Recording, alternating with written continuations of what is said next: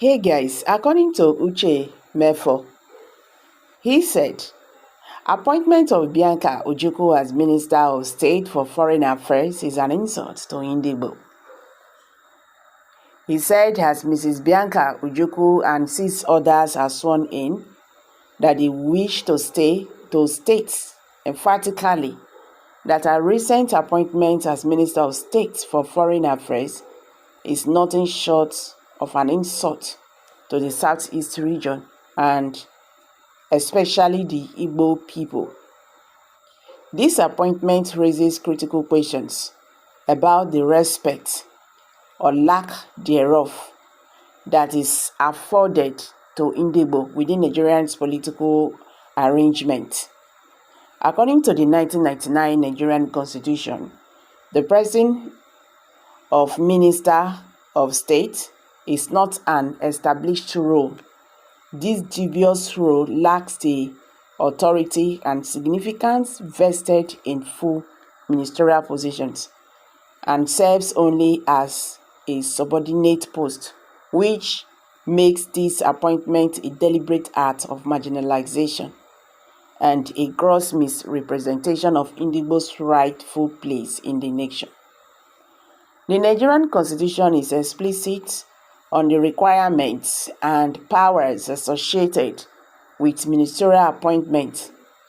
Section 147 establishes the office of ministers and mandates that the President must submit a list of nominees to the Senate for confirmation within 60 days of taking office.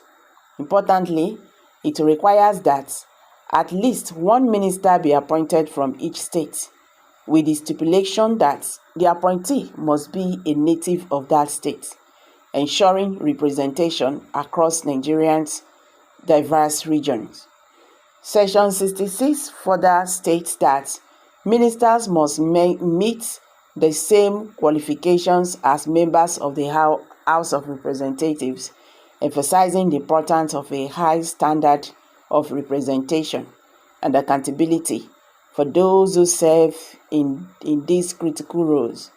Moreover, the Senate has the authority to confirm or reject presidential appointments and is required to see evidence of nominees, assets, and liabilities before approval, ensuring transparency and alignment with public trust. Notably, the Nigerian Constitution does not recognize or create any position for ministers of state, which suggests that these posts are essentially powerless roles established within a constitutional base or legislative oversight. In practice, this means that the Minister of State operates under the direct control of a substantive minister, in this case, within the Ministry of Foreign Affairs, by appointing Mrs. Ojukwu to this illusory position. President Tinubu's administration has not only undermined the authority and influence of a Southeast representative, but also disregarded the intent of the Constitution itself.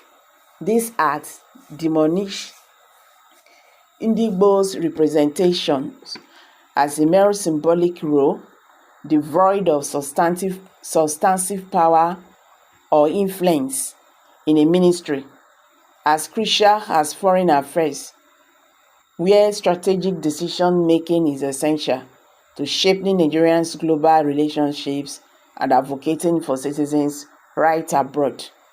The implication of such an appointment reach far beyond Mrs. Ojukwu's individual case. They highlight a pattern of marginalization and disregard for the Southeast region's rightful political influence. The Southeast has constantly advocated for equal representation in line with principles of federal character and national unity.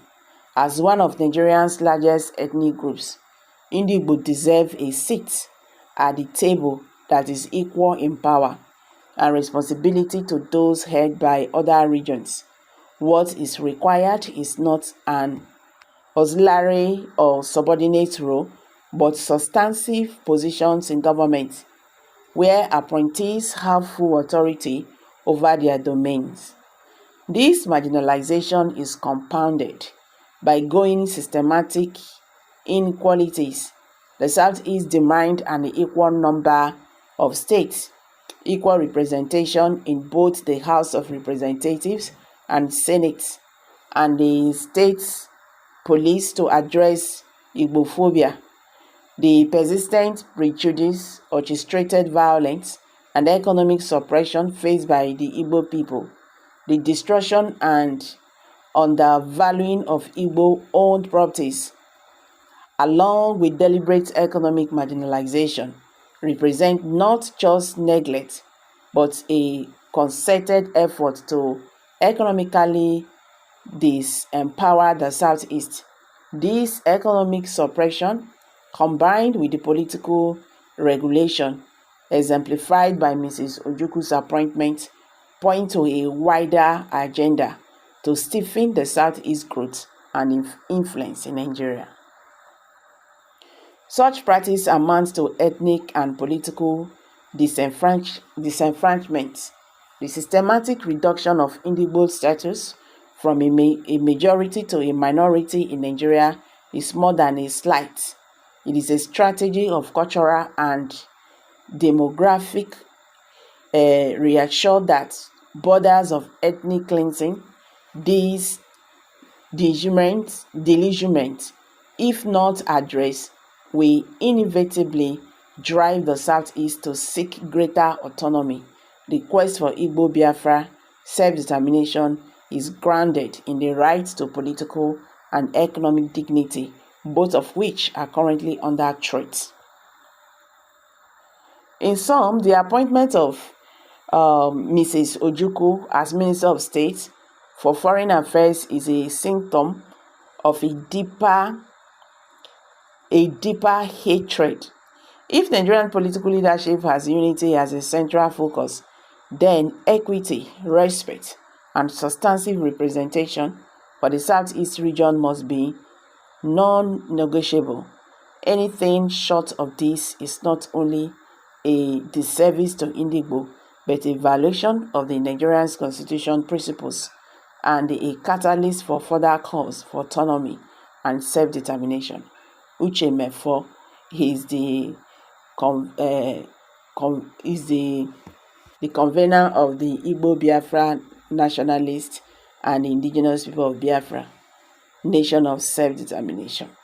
So guys, let's hear from you. Kindly drop your comment below the comment section. Thank you and bye for now.